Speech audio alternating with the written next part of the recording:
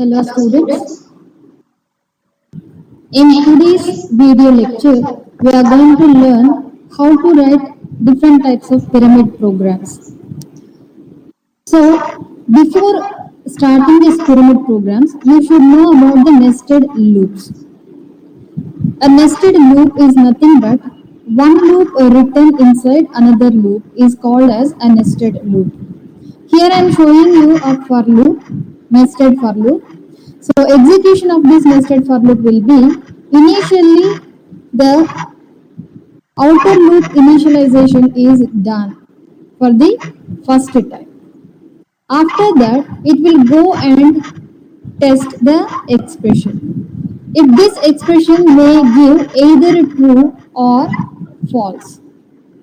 If the expression 1 is true, then you are coming to this inner loop. When the expression is true, we are coming into the inner loop. So now initialization is done for this inner loop only one time.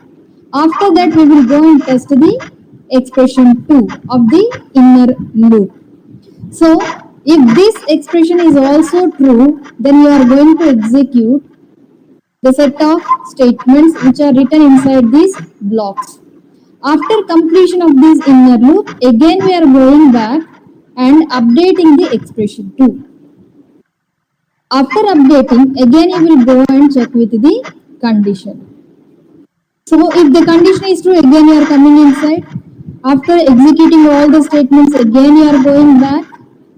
After that, again you are coming and checking the condition, and this procedure will repeat until this test expression 2 is true. So once the test expression 2 is false, we are coming back and executing the outer loops block of statements. After completing these statements, we will go back to the outer loops update statement. So after updating, again we will go and check the test expression 1. So again if it is true, again you are coming, this internal loop will execute completely. After that you are coming out, executing the block of statements, then you are going back and updating the expression, and this procedure will repeat until test expression 1 is true. That means for each iteration of the outer loop, the inner loop will execute completely. So this is how a nested loop works. I will show you the flowchart also. See, first initialization is done for the outer loop, then condition 1 is tested. If the condition 1 is false, we are coming completely out of the loop.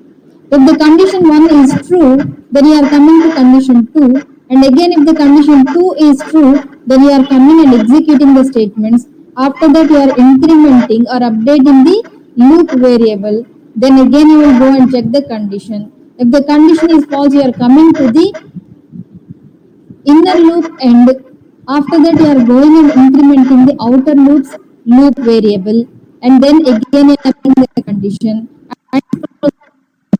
until the condition 1 is true. Once the condition 1 becomes false, we are coming out of the outer loop also. Now we have two programs. We have to draw these two patterns. So here one pattern, this is one more pattern. Now let me check the first pattern. In the first pattern, we will use two nested loops. See, here in this pattern, up to here, I am going to execute for with two loops. This is one loop. Okay, so this is up to here. I am taking one nested loop. This is one part I will consider, and this one another part I will consider. Okay, so now let us see. So in the first nested loop, there will be two loops, outer loop and inner loop. So outer loop will execute n number to the 1, means it will come.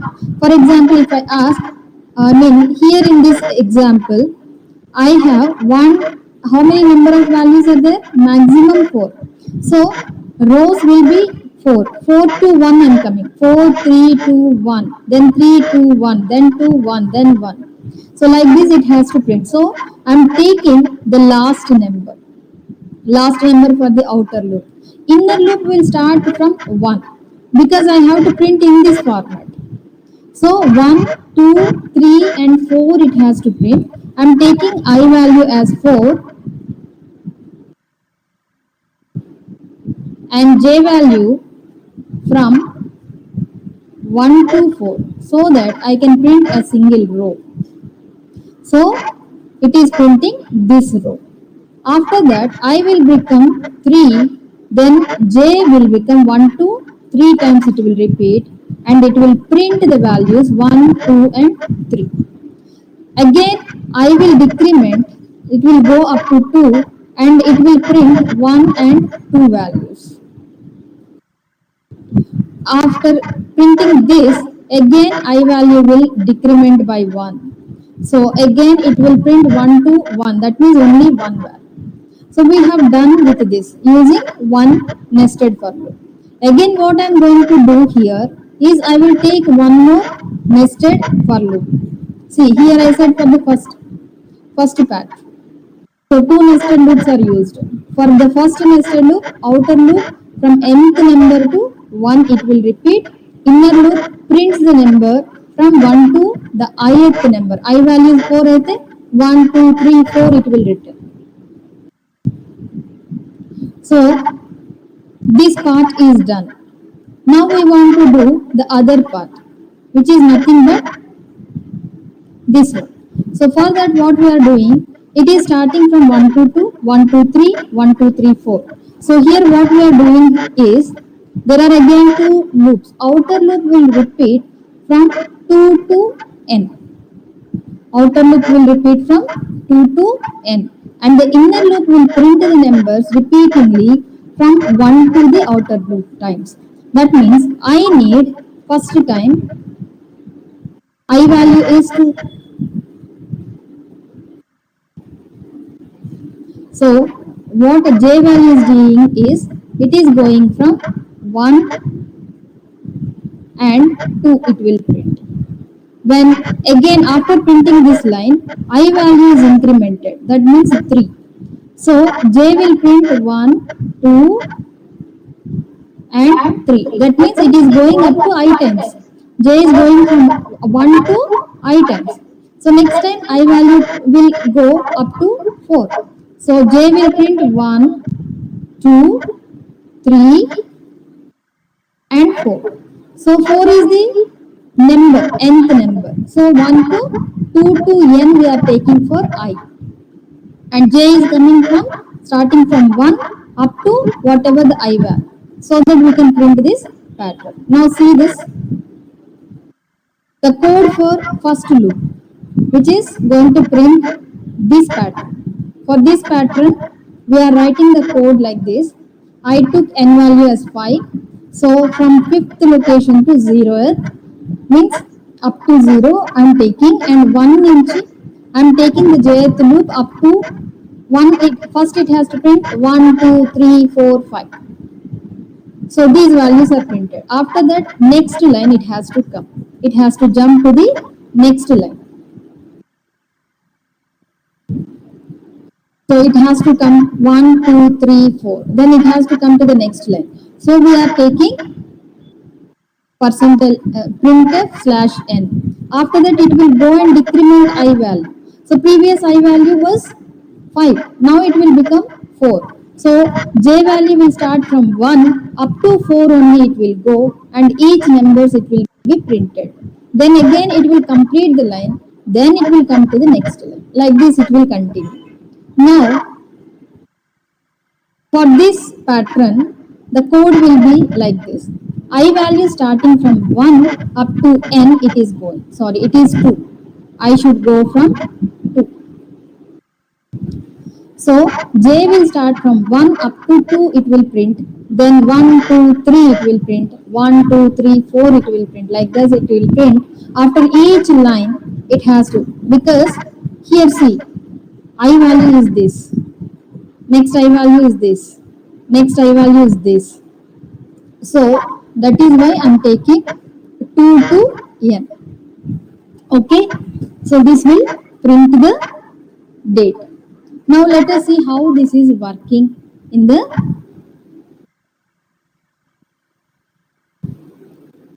editor.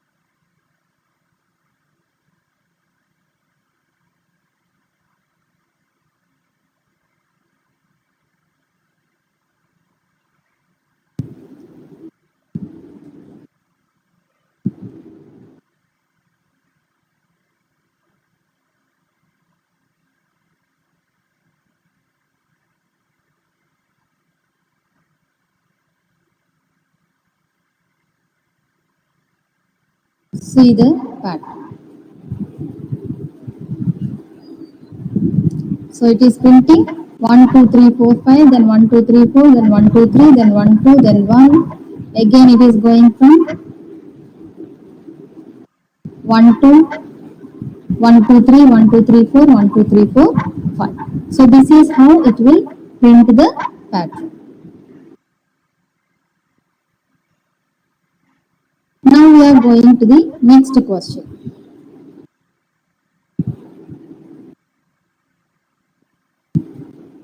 The next question is, we have to print a triangle in which 1, 2, 2, 3, 3, 3, 4, 4, 4, 1 print. So for that, here we are taking 3 loops. This loop is for row. Here I am having 1, 2, 3, 4 rows. So I am taking 1 to 4. And this one I am taking for printing the spaces. Here I have to print 4 spaces. Then I have to print 3 spaces. Then 2 spaces. Then 1 space, like that it has to come. So I am taking 1 to x, where x is initially whatever the value of n will be. It is allocated as nth value. In this example, it is 4. So every time we are printing 4 spaces initially. After that, we are trying to print the digits. How we are printing? From 1 to 1. So initially, I value will be 1. So I is 1. So 1 is less than or equals to 4, which is a true. So this is true. So because it is true, we are coming here and printing 4 spaces here. So after that, we are coming to this particular function, loop. So here j value is 1, j is going up to 1. So 1 is less than or equals to 1. This is also true. So you are printing whatever the value is there in I. So I is having 1, so 1 is printed. After printing, I need a space here, so I am taking space. After completing this, again I will go, I am going to, this loop is completed, inner loop is completed. So now I am coming here. So I want to go to the next line. So I am coming to the next line here. So after that, I am decrementing x value minus 1. So earlier it was x value was 4. So I got 4 spaces. Now I want only 3 spaces. So I reduced x value by 1. So after that again it will go. Now I will become 2. I will be incremented because I plus plus we have written. So now we are checking 2 is less than or equals to 4. Yes, that is true. So we are coming here 1 to 3 times we are going to print spaces. So I will get 3 spaces one after the other. So after that again I am coming to this loop. So here j value is 1. J will go up to 2. So it will print only I value. So I is having 2. So we are printing 2 times 2. because j equals to 1, that time 1 2 is printed, then again it will come and incrementing j value. So now j becomes 2. So it is checking 2 is less than or equals to 2. Yes, it is true. So we are coming here and printing one more time 2 here. After printing that, again we are taking a space. So in between these two we are taking a space, right? So after completing, I value will be incremented by 1. Again it will go and check 3 is less than or equals to 2. No. So we are coming out of this loop. So now it is asking to go to the next line. So we are coming to the next line. So x value is decremented. Earlier x value was 3, now it becomes 2. So now it will check 2 sorry, I value is k value 1 nunchi it will go up to 2 times. Okay, so like that we are going to print 2 spaces here, then only 1 space here. Like that we are repeating this code. Okay, hope you understand that. Let us see the same pattern in the compiler.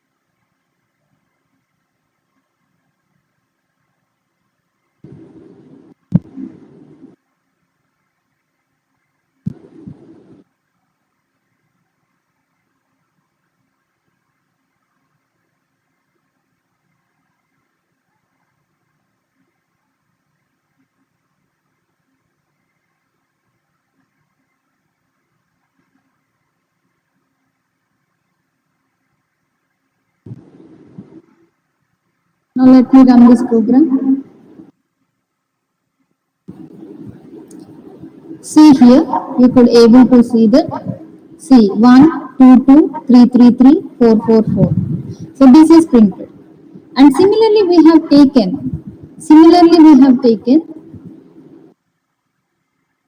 the diamond. So this is for this one. After that, we are having still the lower triangle. So for that lower triangle again we are taking one more loop. So in that loop also we are having one loop for space and another loop for printing the number, and then also we are printing a space. This time we are taking L. L is always incremented because here I am having one space, then I am having two space, then I am having three space, because it is coming like this. So this is incrementing this time. Spaces will be incrementing and it will go up to L. Okay. So that way it will work. Now coming to the next one. We have to print an inverted pyramid. So inverted pyramid means it will be something like that. So for that what we are doing is simply we are taking n. How many number of rows you want to print, that you are taking into n. After that each row exactly will be having n into 2 minus I into 2 minus 1 stars. So also we will be having the leading spaces. Before we will be having the spaces. After for each row it contains I minus 1 leading spaces. Now see the code for this. So first we are doing how many number of rows we are reading. After that we are taking one loop which is executing from 1 to number of rows times, and for the spaces we are running one more loop inside. So that is starting from 1 and up to I times it will repeat. So, and printing the stars. So these printing stars will be done by running the inner loop from 1 to rho into 2 minus I into 2 minus 1 times. So the loop structure should look like this. Okay, after printing all the stars of each row, you are going to print a new line so that you can go to the next line. So this is another way of printing the inverted pyramid. So for that, what we are doing here is just we took a star symbol here. After that, I need to print only 4 lines of stars. So 1, 2, 3, 4. Next 3 stars, then 2 stars, then 1 star. So what we are doing here is simply taking one outer loop. After that, every line I am using slash n for the inner loop starting from 0 and it will go up to I. That means when I is equals to 4, j is equals to 0, 1, 2 and 3. It will not go up to 4 because I am using less than symbol here. Less than symbol is used, so it will go up to 3 only.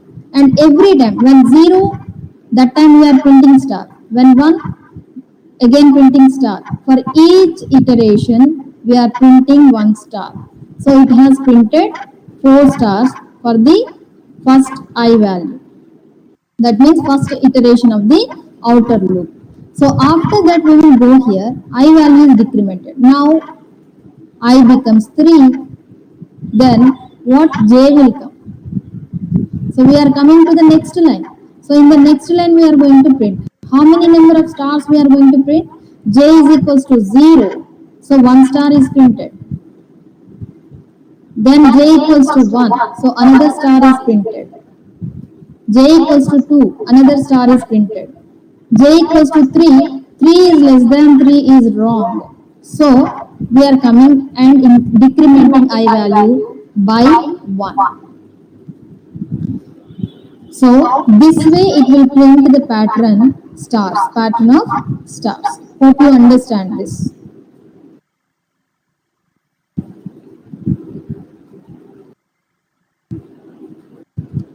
Now let me check this code in the compiler.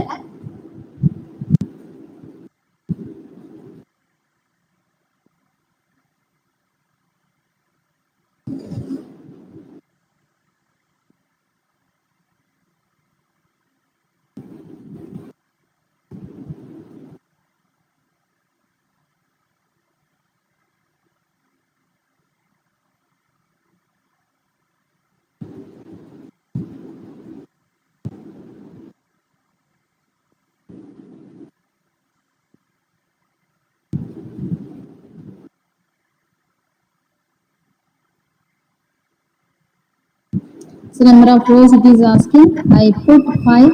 So it is printing an inverted pyramid like this. Okay. So this is working. In any way you can take the inverted pyramid. Now the next one. Next one is to draw a binary number pyramid. To display a binary number pyramid. It looks something like this. See here in the first, in each row, it is changing from 1 to 0, 1 to 0, 1 to 0, it is changing. 0 to 1, 1 to 0, it is changing.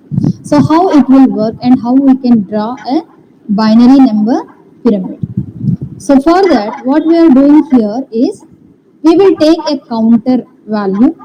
So, and we are also using a nested for loop. So outer loop will execute n number of times. For each outer loop iteration, counter will be modulo 2 is done. Modulo 2 means if let us suppose counter is equals to 1, 1 is divided with 2, then 2 0 0 and remainder is 1. So count becomes 1. So next time 1 is divided with 2, then it will go. So 1 and 0 will interchange. So after that in the inner loop, when it is executing, it will print the binary number. And after each binary number, because counter is always counter mod 2 we are doing, so here what we are doing, if we are printing 1, we will negate that using the bitwise operator. Bitwise negation we will do, so that 1 will be changed to 0. 0 mod 2 means 1. So 1 mod 2 means 0. Something like that we can change it. So we are negating the counter value each time. So now see the program here. See here, the counter value is initially 1. Counter is initially 1. And we are asking for the number of rows. Let us suppose the number of rows is equals to 3. Okay. So after that, I is equals to, I value is 1.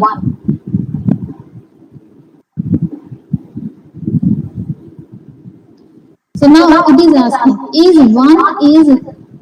one less than or equals to 3? Yes, that is true. So we are coming inside and we are doing I mod 2, counter mod 2 we are doing. So what is I mod 2? So what is I mod 2? 1 mod 2 means 0. Okay, 1 is divided with 2. So two zeros are 0 and we are getting 1 here. So now the counter value is 1. Okay. Now j equals to 1, j less than or equals to I. J is equals to 1. I value is also 1. 1 is less than or equals to 1. Condition is true. So we are printing 1 first. So after that we are negating the counter value. So now count becomes 0. Counter becomes 0. After that you are going to the next line. Okay. So now again you are going here. Now I value become 2 because you have incremented. So now I becomes 2 and you are checking 2 is less than or equals to 3. Yes. Now you are checking 2 mod 2 means how much? 2 ones are 2 and you are getting 0 here. Right? So now we are checking I equals to 1. Sorry, I equals to 2, 1 is less than or equals to 2, you are printing the counter value which is 0 here. So you are printing 0 in the next line. After that you are negating the count value. Now count becomes 1. Right? Again you are going incrementing the j value. Now j becomes 2. 2 is less than or equals to 2. It is true. So you are printing the count number. So which is nothing but 1 now. So you are printing 1. So after that again you are negating your counter. So again you are making it as 0. Okay. So after that you are incrementing j value by 1. Now j becomes 3. Now you are checking 3 is less than or equals to 2. No. So you are coming to this statement. So you are coming to the next line. Again you are going to this. Now I becomes 3 and you are checking 3 is less than or equals to 3. It is true. So you are coming here. 3 mod 2 you are doing. So 2 ones are 2 and the remainder is 1. So you are coming here and checking this. So like this you are going to print 1 0 1 in the next line. Okay. Hope you understand that. See the logic. Initially we are taking counter as 1 and then number of rows we are reading. Then inside the outer for loop um, we are calculating I mod 2 so that we can get either 1 or 0 as the remainder number into counter. So in the inner loop you are printing counter and then every time you are negating because this loop has to completely execute.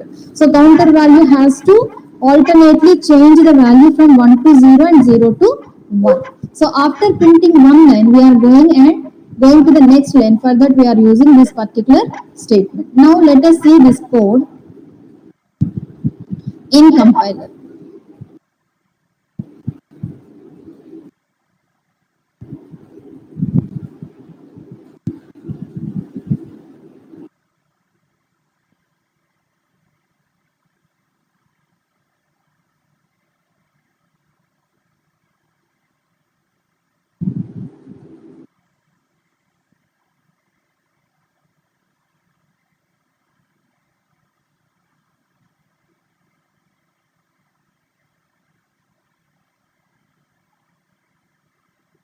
code I'm writing I j rows I have taken, count equals to 1, I'm reading the counter. In the I loop I am doing I mod 2. In the j loop I am printing count and negating the counter and then going to the next line. So let me check this. Now it is asking for the number of rows. Let us suppose I asked for 3 rows. Now the answer is see, first one, then 01, then 101. It is changing. The values are binary values. Binary values are nothing but 1 and 0. So this program is also working. Let us go to the next slide. And the last one is prime number pyramid. So what is a prime number? Prime number is nothing but a number which is divisible by 1 and that number itself. Then it is called as a prime number. Usually what we are doing here is we will check every time whether a function, whether a number is a prime number or not. How we will check a number is prime or not? By dividing that number from 2 to n minus 2 times. So every time whenever you are dividing, you have to count it. How many number of times it is divided. If that count value is only 2, then you can say that number is a prime number. Otherwise, you will say it is a non-prime number. So to find whether 17 is a prime or not, divide that number from 2 to 17 by 2 times. You have to divide 17 by 2, 17 by 3, 17 by 4, etc. 17 by 8. So if none of the remainder is 0, then the number is surely prime number. Otherwise, the number is not a prime number. Okay. So the remaining logic for printing the pyramid will be as it is. Now I will show you the code in the editor. I'll show you the code in the editor.